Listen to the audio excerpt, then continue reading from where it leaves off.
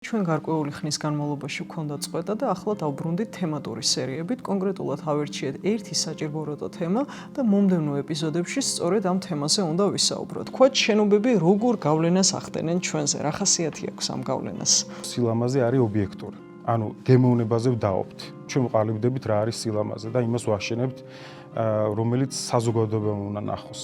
ჩვენ ფუნქციონალური თვალსაზრისით ძალიან კარგი შენობები და სივრცეები გვაქვს, მაგრამ ჩნდება კითხვა, მოგწონს კი და შეყვარებული ვართ ამ შენობებზე? ჩვენი პრობლემების უმრავლესობა შესაძლოა აქედან მოდიოდეს. არქიტექტურა არ არის მხოლოდ ვიზუალური გამოსახულებების შესახებ, არამედ ეს არის ყოფიერებისა და სამყაროსთან ჩემი ურთიერთქმედების წესი. მოდერნისტები იყვნენ ესეთ ცოტა რადიკალები.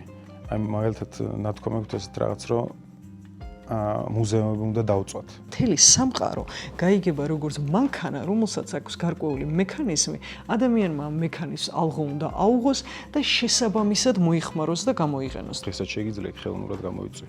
ანუ დღესაც შეგიძლია ახალი რენესანსის ეპოქა დაიწყო. თანამედროვე სამყაროსა და ადამიანზე რა გავლენა აქვს და ასევე როგორ აისახება თუნდაც სწავლების მეთოდებში. მე ვფიქრობ, რომ დღესაც სტატის ქუჩაში ბრუნელესკი. მაგრამ მას შესაძლებლობა არ აქვს, რომ გამოავლინოს თავისი რესურსი.